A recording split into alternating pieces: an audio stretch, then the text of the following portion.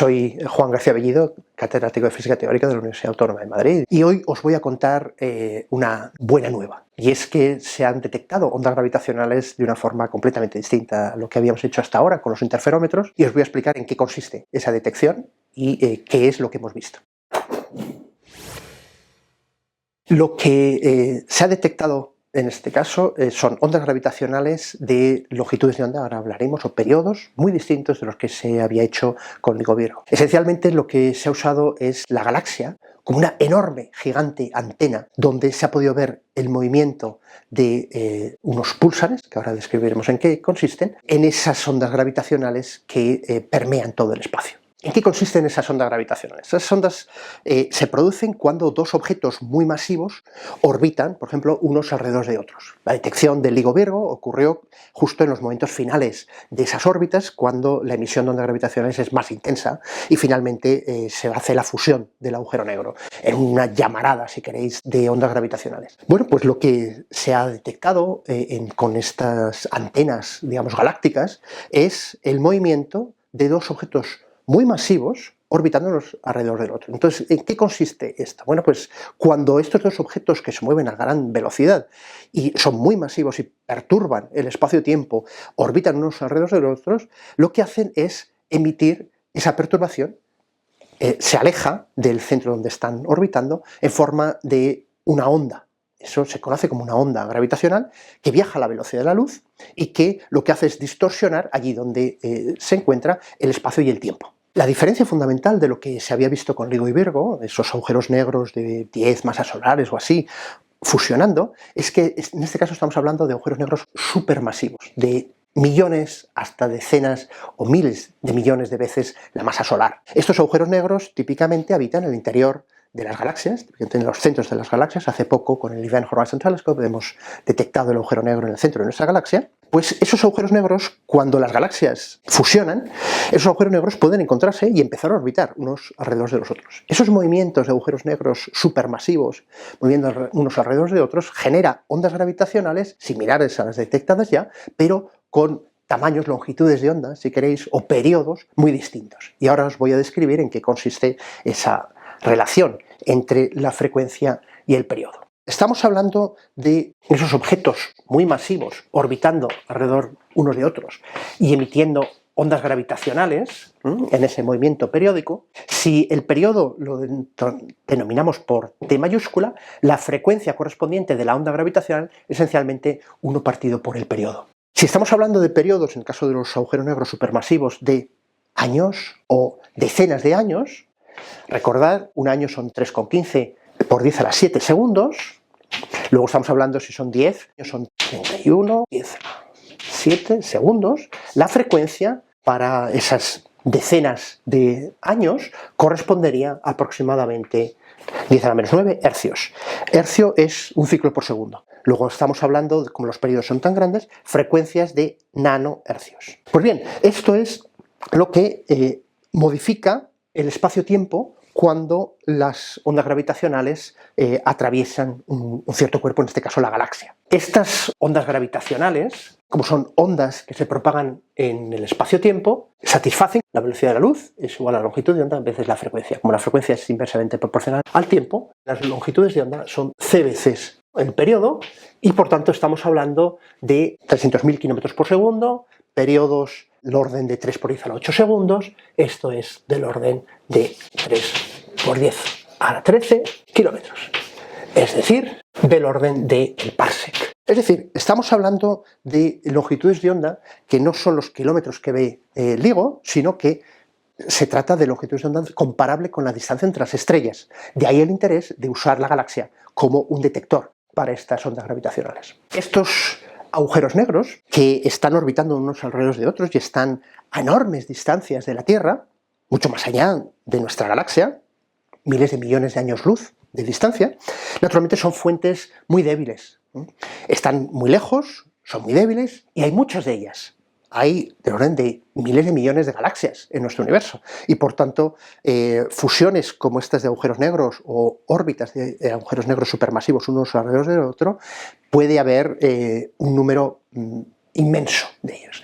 Todos ellos contribuyendo a lo que se conoce como un fondo estocástico de ondas gravitacionales. Es decir, cuando no somos capaces de resolver las fuentes, no podemos saber de qué dirección venía la onda gravitacional, sino que nos llega un conjunto de ondas gravitacionales confuso, que no somos capaces de resolver, entonces se habla de un fondo estocástico de ondas gravitacionales. Es similar al fondo estocástico de microondas o de otras longitudes de onda que se mide en fuentes electromagnéticas, en luz. En este caso en microondas o en radio. En el caso de las ondas gravitacionales, ese fondo estocástico permea todo el espacio, cambia la posición de los objetos, en concreto cambia la relación entre la posición de objetos que vamos a usar como candelas, como caracterizar su distancia a nosotros, que son los púlsares, como hablaré dentro de un momento, y esas ondas gravitacionales lo que hacen es separar los púlsares de la Tierra, en un movimiento coherente que está asociado con la longitud de onda con la que esas ondas gravitacionales atraviesan la galaxia. Pues en qué consisten estos objetos que hemos llamado púlsares, que actúan como faros que podemos usar para cartografiar las posiciones de los objetos en la galaxia y poder medir la trayectoria de esas ondas gravitacionales, ese ruido que está generando las ondas gravitacionales y en esas posiciones de los púlsares. Un púlsar es una estrella de neutrones. Una estrella de neutrones es el proceso final de evolución de una estrella que sufre una explosión de supernova. El remanente, en la mayor parte de las ocasiones, es un objeto compacto que está hecho de neutrones solamente, tiene un tamaño de unos 15 kilómetros, ¿no?, y una masa comparable a la del Sol, de hecho un poquito más, 1,4 veces la masa del Sol. Pero esos objetos compactos que están orbitando, el colapso gravitacional por compresión y conservación de momento angular, como una bailarina cuando comprime sus brazos, lo que hace es que el objeto final esté rotando muy rápidamente. Estos púlsares se les llama millisecond pulsars o púlsares de milisegundo, porque el periodo de órbita de giro de estas estrellas de neutrones es del orden de milisegundo.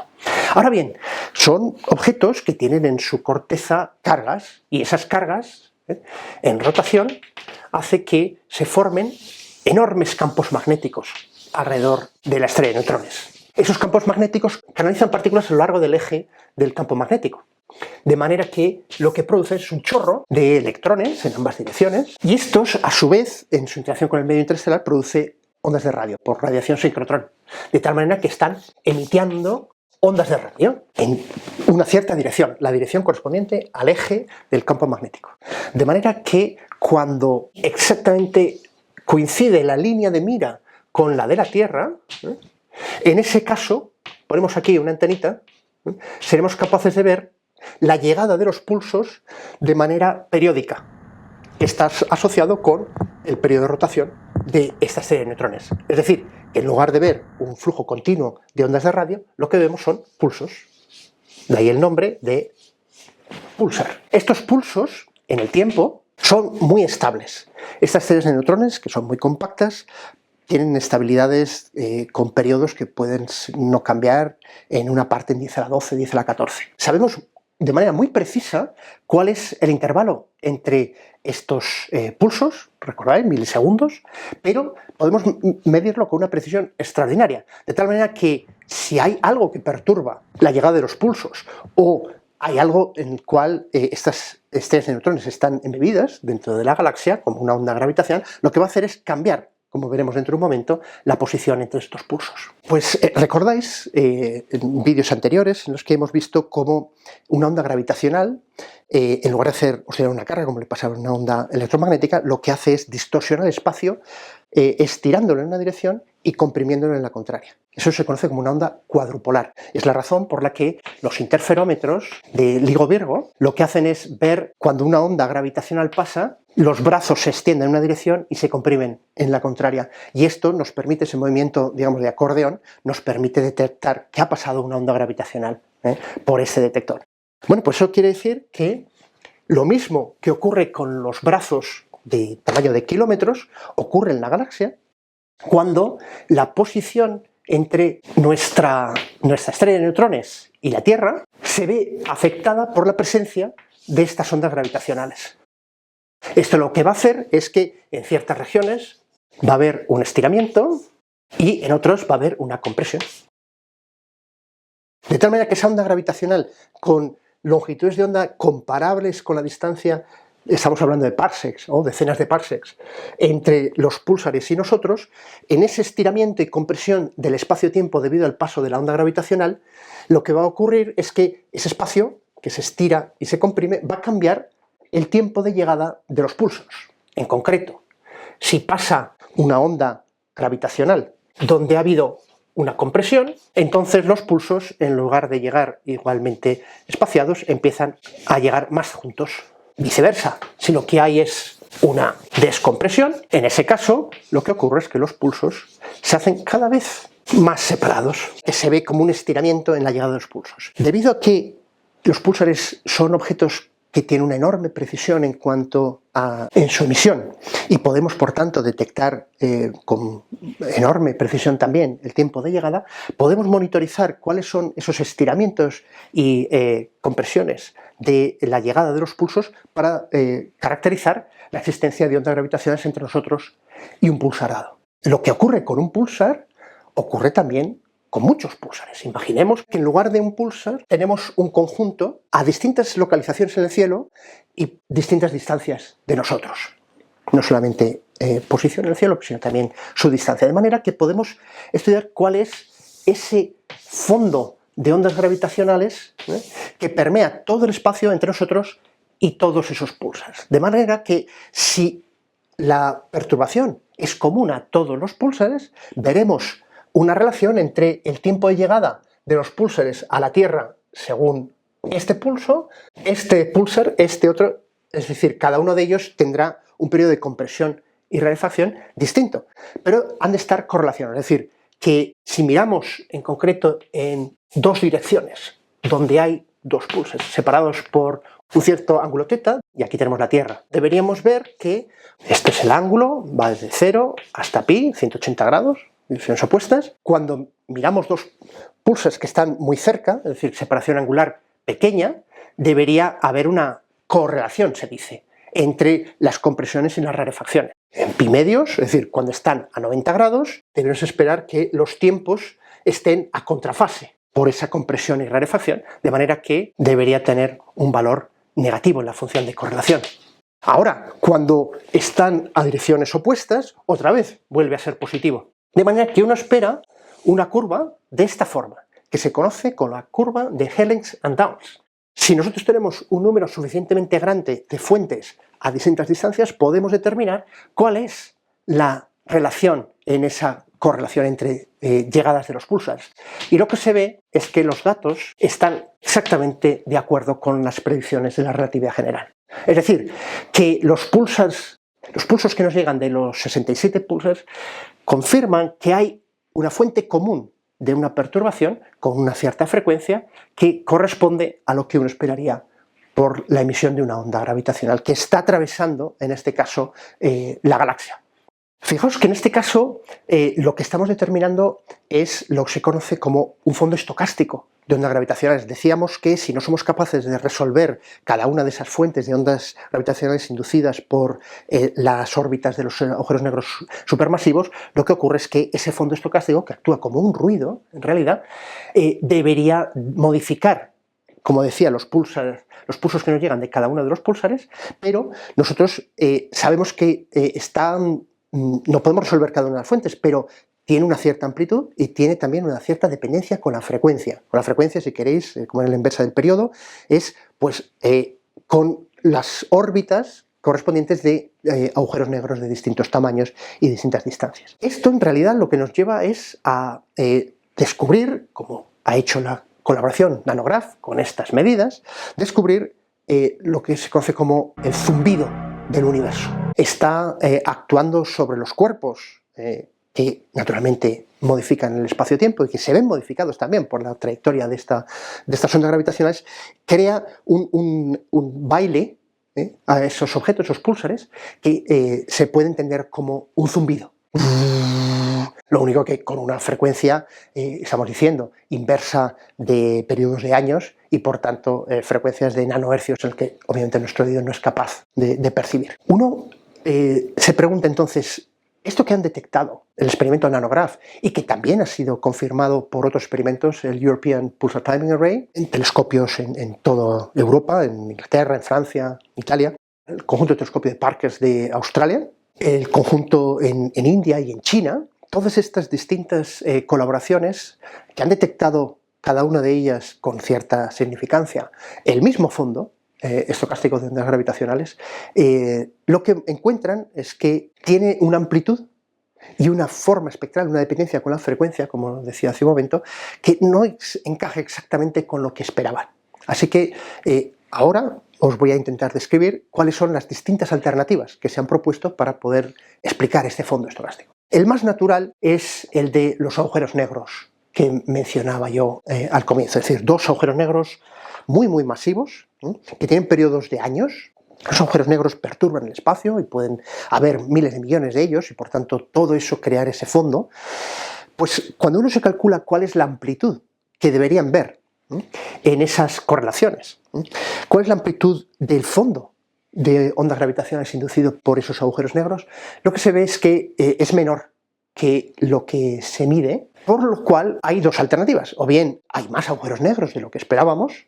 Esto podría ser explicado si esos agujeros negros no solamente provienen por el colapso gravitacional, sino que estaban ahí desde los comienzos del universo, lo que se conoce como agujeros negros primordiales, también de 10 a la 6, 10 a la 7 masas solares. Puede que haya una abundancia de esos agujeros negros muy atrás en el tiempo, mucho antes de que se formaran las galaxias, no a Redshift 20, sino a Redshift 1000, de manera que estos objetos estuvieran emitiendo durante mucho más tiempo y por lo tanto contribuyeran al fondo de ondas gravitacionales con mayor intensidad. Otra posibilidad es que haya agujeros negros de una masa solar que se formaran en el universo primitivo, más o menos a 10 microsegundos, poco después de la transición de QCD, y esos agujeros negros de una masa solar en su formación, en su mismo proceso por el cual colapsan, similar al colapso de una supernova, pero en la época de radiación, mucho antes de la formación de estructura y estrellas que vayan a evolucionar, esa formación de esos agujeros negros primordiales que llamamos, de una masa solar,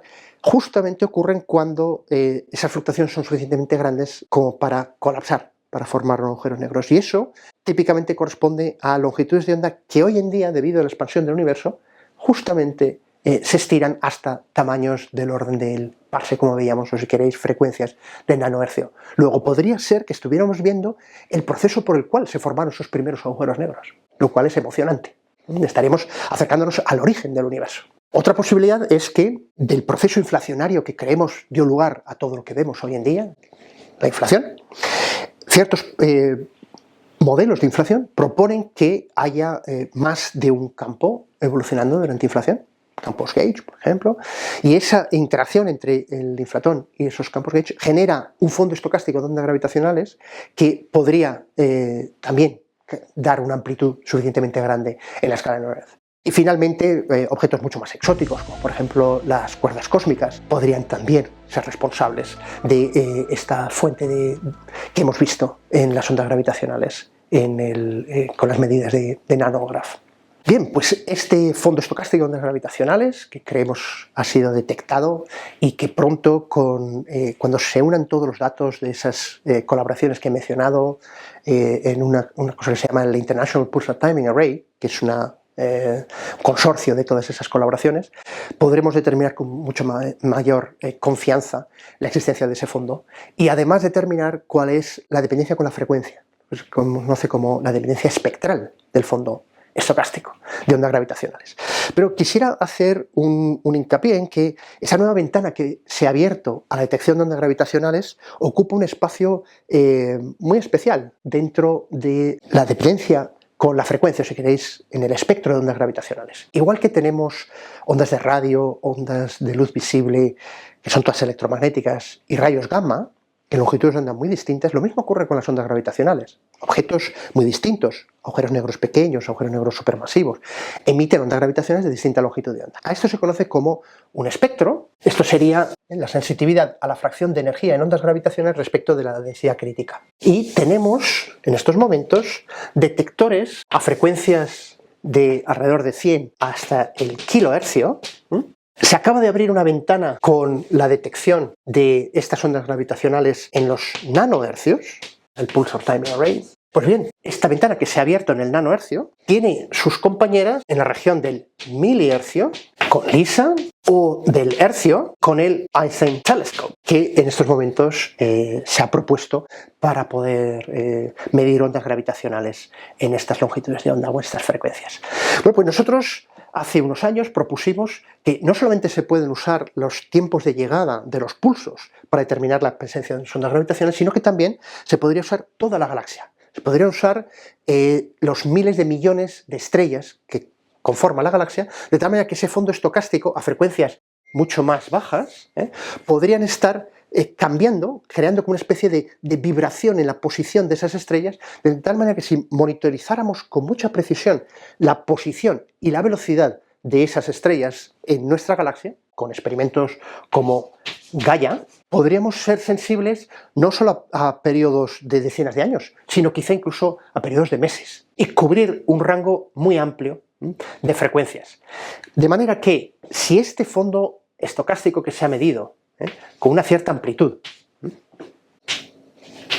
5 por 10 a la menos 9, y con una cierta dependencia espectral, cómo cambia con la frecuencia la amplitud del fondo estocástico, que no coincide exactamente con lo que uno esperaría. Esto es lo que se esperaba de los agujeros negros supermasivos, sino que es algo mayor y con otra pendiente, de manera que podría uno preguntarse, si se ha medido en PTA, ¿qué podríamos ver en Gaia? O más aún, si esto continúa, ¿qué podríamos ver en LISA? O más tarde en el Einstein Telescope. De tal manera que, si bien estas dos ventanas, LIGO Virgo, Saga, en estos momentos son las únicas que tenemos abiertas a las ondas gravitacionales, en un futuro próximo, digamos un par de décadas, tendremos el Einstein Telescope, interferómetro LISA en el espacio, Laser Interferometer Space Antenna, y en un futuro también no muy lejano, los datos de Gaia para poder